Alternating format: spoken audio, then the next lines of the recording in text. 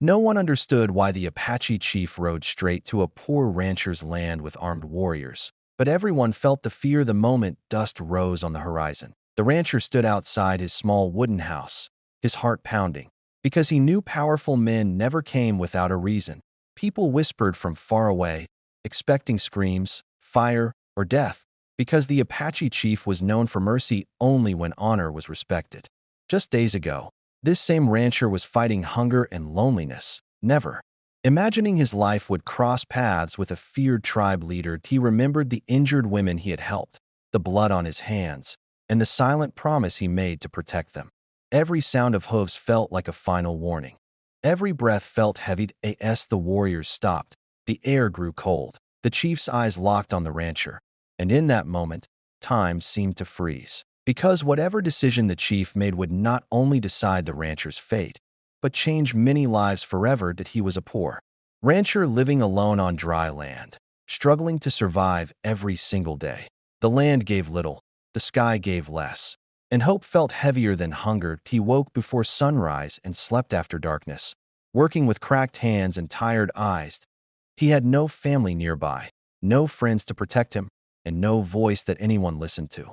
People passed his land without stopping, because nothing valuable seemed to exist there. He owned no weapons, no wealth, and no influence. Only honesty and a kind heart.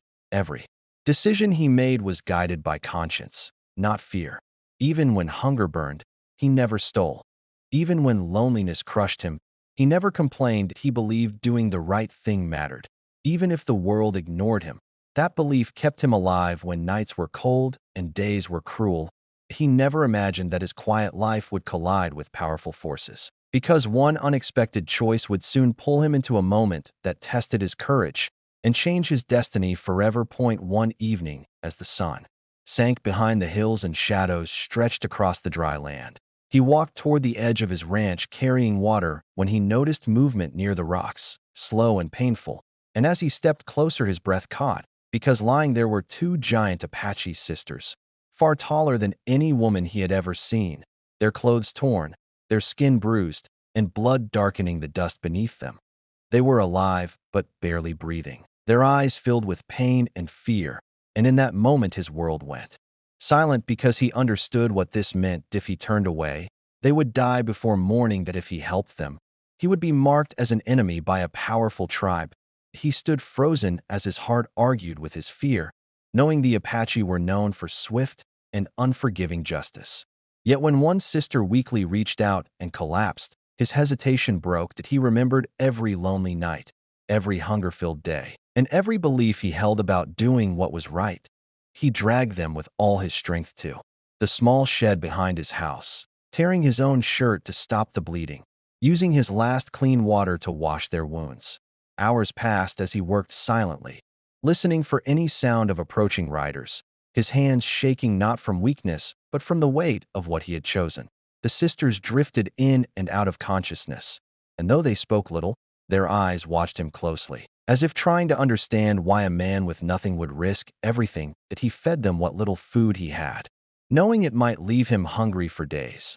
But something inside him refused to let them suffer alone. As night deepened, the wind howled across the land, and every distant noise felt like a warning. He imagined torches in the dark, boots on dirt, and arrows aimed at his door, but still he stayed by their side.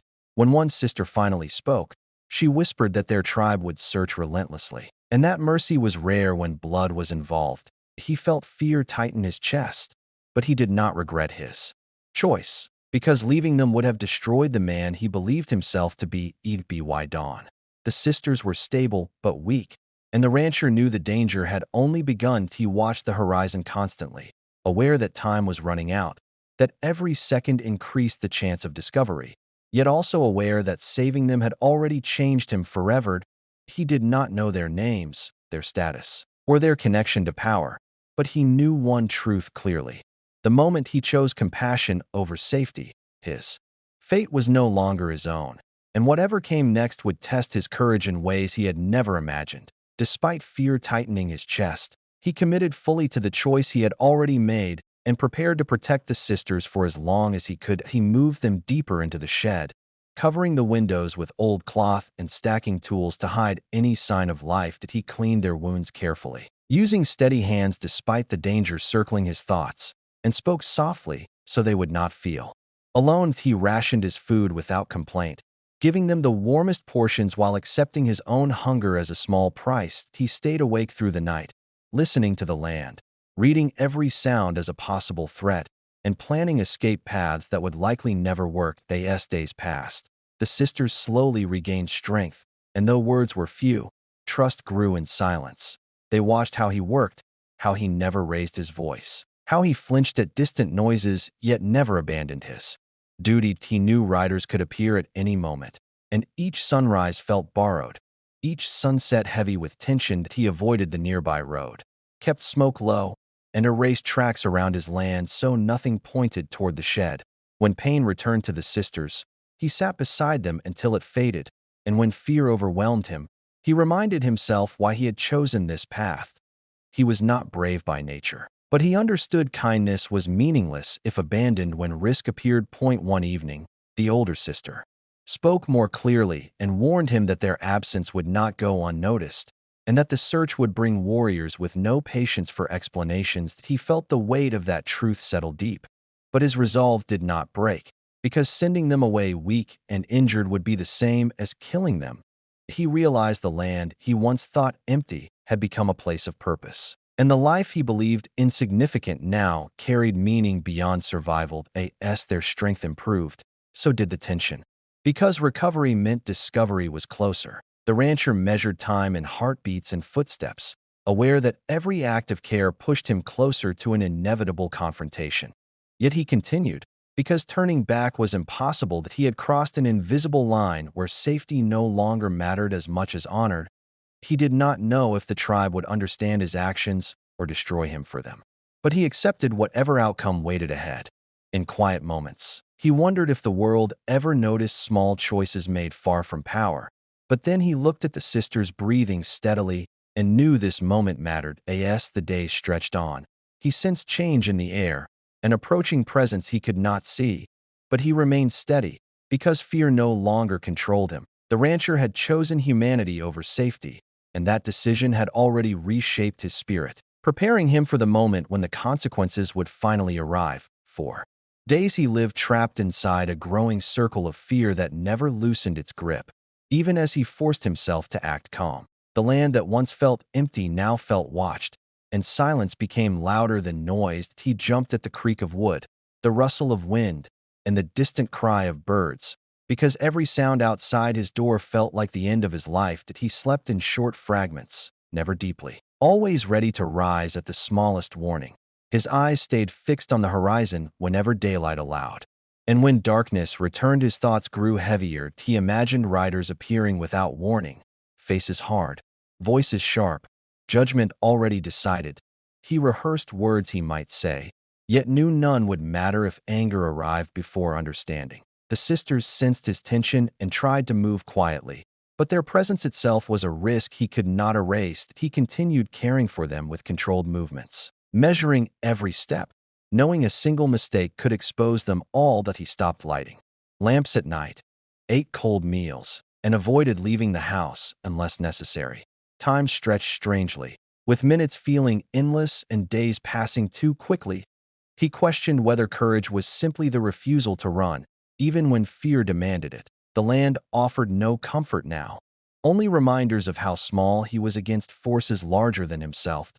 He considered sending the sisters away once more, but every attempt ended the same way, with him standing still, unable to abandon them. That he listened constantly for hooves, for voices carried by wind, for anything that confirmed his fear was justified. His body ached from tension, yet his resolve held firm, because fear alone could not undo what compassion had begun. One night, a distant sound echoed across the plain, low and rhythmic, and his breath stopped as he strained to understand it. His heart raced as he pressed his ear to the door, convinced the moment had arrived. But the sound faded, leaving only silence and shaking hands. He realized then that waiting was its own punishment, slowly draining strength without offering release. Every morning he expected confrontation, and every evening he wondered how long luck could last. The sisters grew stronger, which brought relief mixed with urgency, because strength meant readiness, and readiness meant decisions approaching that he felt time narrowing. As if the land itself was drawing a breath before speaking, that he no longer dreamed of survival alone, but of facing whatever came with dignity when exhaustion threatened to break him. He reminded himself that fear was proof the choice mattered. He understood now that bravery did not remove fear. It simply carried it forward. He stood at his door one dawn, watching the lights spread across the dry earth, and accepted that his life had already changed beyond return. Whatever approached would find him waiting, not hidden, because the days of constant fear had shaped him into someone who could endure the moment. When fate finally stepped into view, the truth came. Quietly one evening, when the air felt heavier than usual and the land seemed to listen as the sisters finally spoke without hesitation, their voices steady but filled with weight. They told him they were daughters of the most feared Apache Chief, a man whose name alone commanded silence. And as the words settled, his chest tightened, because everything he feared now had a face and a reason. If their tribe found them on his land, there would be no questions, no explanations, and no mercy. That he would be blamed for hiding them, for interfering, and for dishonoring power far beyond his reach.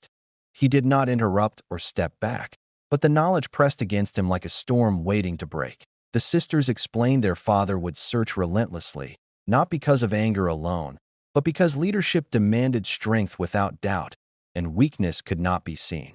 They warned him that warriors would not listen to kindness or intent, only to outcomes. He felt the land shrink around him, as if there was nowhere left to stand that was not exposed. Yet even as fear sharpened, their honesty stirred something deeper than panic. He saw not symbols of danger, but two lives shaped by expectations they never chose. He understood now that his small ranch sat between forces that could erase him without effort. The sisters asked nothing of him, offered no request for continued shelter, and made clear he owed them nothing beyond what he had already given. That choice rested fully with him, and the silence that followed felt endless. He walked outside to breathe, staring at the horizon as if answers might rise from the dust. His thoughts raced through outcomes, each darker than the last, but none included regret for saving them. He returned inside knowing the truth had not changed his path. It had only revealed its cost. The sisters prepared themselves quietly, accepting whatever might come with dignity that humbled him.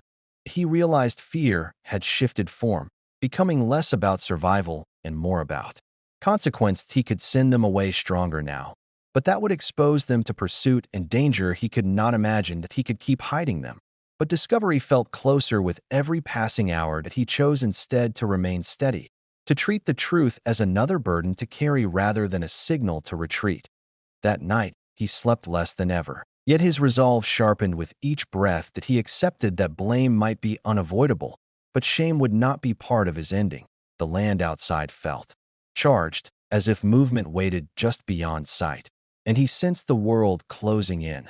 The sisters watched him with new understanding, aware that honesty had bound them closer rather than driven him away. He spoke little, but his actions remained firm, and that constancy became its own promise. He knew now that if riders appeared, they would not see a poor rancher hiding in fear, but a man standing by his choice. As dawn approached, he felt the weight of the chief's shadow stretching toward him, and though fear remained, it no longer ruled his steps, because once truth was spoken, there was no turning back. Everyone expected bloodshed the moment the riders formed a line across the land, and silence fell heavy and sharp like a held breath. The warriors remained still, their faces unreadable, and the air carried an unspoken warning that no mistake would be forgiven. The rancher stepped forward without being asked, his posture calm despite the storm inside him, and stood where he could be clearly seen. He did not raise his hands or lower his eyes, because fear no longer guided his actions. He understood that this moment was not about pleading or escape, but about ownership of the choice he had made. The sisters remained behind him, hidden from sight, yet their presence felt close, as if their fate rested on his shoulders alone. That he felt the weight of many eyes and sensed judgment forming before words ever reached him. The chief's presence pressed against the land with quiet authority, and though no command was spoken, the expectation was clear. This was the moment where lives often ended and stories were cut short. The rancher stood still, ready to accept death for his choice, not because he desired it, but because he refused to deny the truth of what he had done. That he felt strangely steady. As if fear had burned itself out and left only clarity, he thought of the land he had worked, the nights he had endured alone, and the people who had never noticed him until now. None of it felt important compared to the single fact that he had acted with humanity when it mattered. Time slowed as the chief advanced a few steps forward, and every movement seemed deliberate, measured, and final. The warriors remained silent, waiting for a signal that would decide everything. The rancher did not speak, because he knew explanations often sounded like excuses when power was listening. That he focused instead on standing firm, showing through stillness that his actions came from conviction rather than impulse. The wind shifted slightly, carrying dust across the ground, and the sound echoed like a distant drum. The sisters watched from the shadows, aware that this was the point where protection ended and consequence began. The rancher felt no regret, only a quiet acceptance that some choices demanded full payment. He had crossed that line willingly, and now he waited for the cost to be named. The chief stopped a short distance away, and the space between them felt charged with meaning. The land itself seemed to pause, as if unwilling to witness what might follow. N01 moved, N01 spoke. And in that silence, the rancher realized that courage was not proven by survival, but by the refusal to step back when the end appeared near. That he held his ground, eyes forward, breath steady, ready to face whatever judgment came next, because he had already decided who he was, and no outcome could take that away. Instead of punishment, the moment shifted, in a way no one expected, as the chief stopped and slowly bowed his head, not in weakness, but in recognition, and the land seemed to release the breath it had been holding. The warriors reacted with surprise, yet remained disciplined, sensing meaning beyond command. The rancher felt confusion rise before emotion, because death had felt certain, and this response felt unreal. The chief lifted his gaze and spoke with calm authority, declaring that a man who protected life without demand was not an enemy but a guardian, and that such courage could not be answered with harm. He named the rancher a protector of the Apache, not by blood, but by honor, and the words carried weight that reached far beyond the moment. The sisters stepped forward, then their presence revealed without fear, and the chief acknowledged them with quiet relief, not as possessions, but as lives returned through compassion. The rancher stood still, struggling to understand how his fate had turned so completely, yet he listened as the chief made an unexpected promise that no harm would ever come to the land or the man who had shown mercy when fear ruled. He vowed protection not as a favor, but as a debt, and stated that honor once given was never taken back. The warriors lowered their posture, and the tension dissolved into respect that felt heavier than threat ever had. The rancher felt emotion rise sharp and sudden, because he had prepared himself for an ending, not a beginning. That he realized that his small choice had echoed into something larger than survival, shaping bonds he never sought, yet now carried responsibility. The chief spoke again, explaining that leadership was measured not by force alone, but by the ability to recognize righteousness wherever it appeared, even in unlikely places. The land no longer felt watched, but witnessed, and the silence that followed was no longer heavy but calm. The sisters looked at the rancher with gratitude that needed no words, and he finally allowed himself to breathe, fully knowing that the fear, which had shaped his days, had transformed into something steadier.